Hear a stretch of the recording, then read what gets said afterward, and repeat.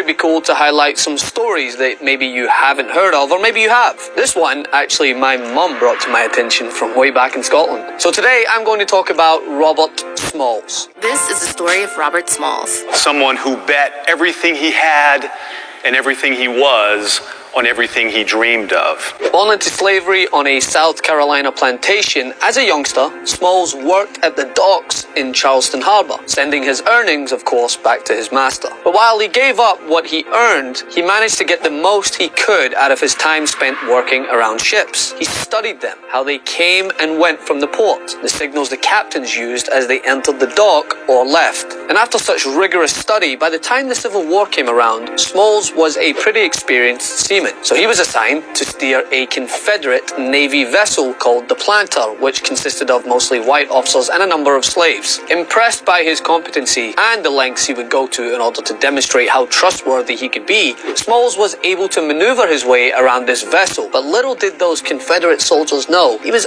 actually hatching at an elaborate plan to escape from slavery and deal a blow to the Confederacy. And he'd also secretly recruited most of the enslaved crew in his plot. So on one particular night when the Planter had docked in Charleston, stacked with a shipment full of heavy weaponry, Smalls decided this was the perfect night to enact the plan he'd been cooking up. So when those officers went ashore for the evening and left the ship in the care of the enslaved crew, Smalls led this crew in hijacking the vessel. They made one stop at another set of docks to pick up the families of Smalls and other crew members who waited in hiding after being notified of the scheme in advance. Smalls knew these waters like the back of his hand, but he also knew the risks that lay ahead. With Smalls at the helm, they navigated the waters with their destination being, of course, freedom. But they weren't in the clear, as they still had to sail past a number of Confederate checkpoints on their way to freedom. But this is where Smalls' past studying would play a crucial role. All those years watching the ship captains, learning their hand signals and the particular ones they used at the checkpoints. So he strapped on the captain's uniform and trademark straw hat, and he guided the Planter past 5 Confederate harbor ports by impersonating the captain and displaying the correct hand signals. By the time anyone had realized the Planter had gone missing, it was too far gone to catch.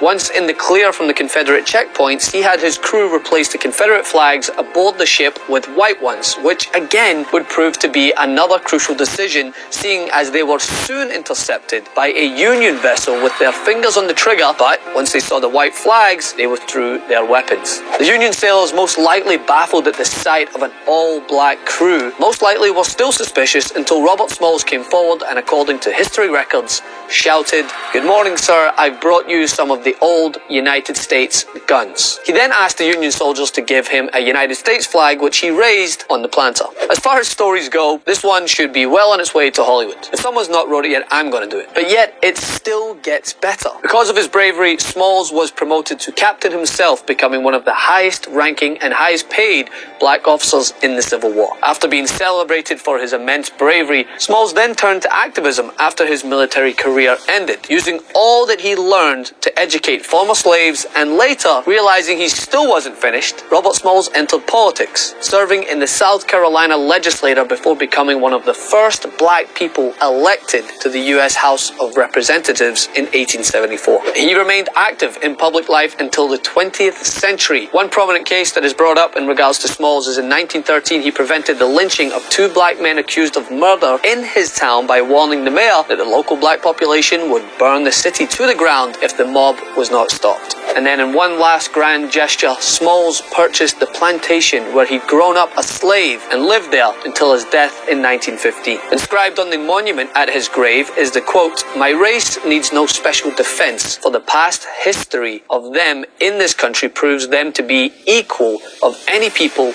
anywhere. All they need is an equal chance in the battle of life." And the thing I realized about this amazing story was that after I heard it, I immediately told anyone and everyone who would listen. And to no surprise, most did not know of this story. Everyone knows about Columbus or Jefferson Hill. More people are familiar with Stonewall Jackson's favorite meal than this story, which is partly one of the reasons why I'm so perplexed as to why there's only 1 month a year dedicated to highlighting these stories and highlighting black history in general. They should be taught. daily, absorbed and highlighted in every school across the country. So I want to thank Jason Rains on Facebook for this post that captured my mum's attention and then mine. I hope this post helps amplify Robert Small's story.